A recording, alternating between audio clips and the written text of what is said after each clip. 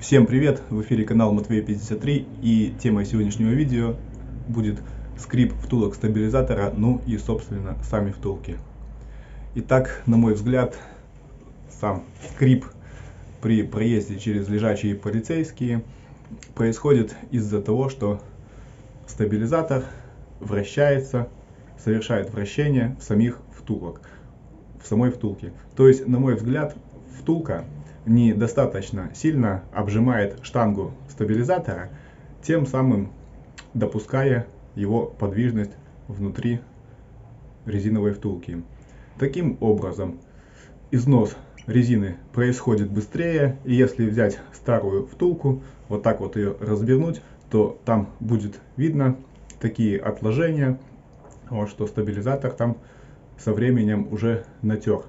Тем более у нас под колесами достаточно агрессивная среда, постоянно это летит песок, и песок попадает в это соединение между резиной и самим стабилизатором, и износ, естественно, увеличивается. А некоторые люди еще добавляют туда смазку, что, на мой взгляд, весьма усугубляет процесс. Сейчас я вам покажу, какое решение данной проблемы я нашел. Ну, пока еще это в плане эксперимента. Не знаю, насколько это будет лучше или хуже. Ну, поездим, увидим. А так, сейчас покажу, что я сделал. Итак, стабилизатор имеет диаметр 23 мм. В моем случае место контакта втулки и стабилизатора выносилось до 22 мм. И чтобы восполнить, скажем так, недостающий миллиметр, я использовал термоусадку. Вот она тут видно, под втулкой установлена. Вот. Далее, чтобы втулка, точнее скоба, более плотно обжимала втулку, ну и собственно втулка, сам стабилизатор, я подложил вот сюда вот кусочек резины. Составляет порядка 2,5 мм, 3. Вот, можно, это может быть что угодно, железина какая-нибудь, или может там резиночка. Ну, у меня был кусочек транспортерной ленты, я его туда подложил. И далее затянул. Тем самым стабилизатор уже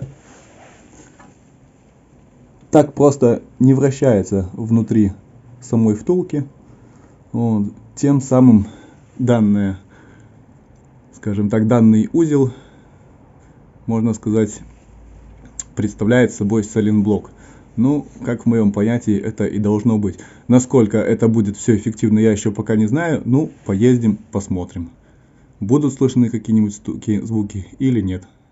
Прошло достаточно большое количество времени с тех пор, как я установил стабилизатор поперечной устойчивости с доработанными втулками. И за это время я поездил по разному качеству дорог, и по грунтовым дорогам, и по дорогам с плохим асфальтовым покрытием, и по лежачим полицейским. И за это время стабилизатор не издавал никаких звуков.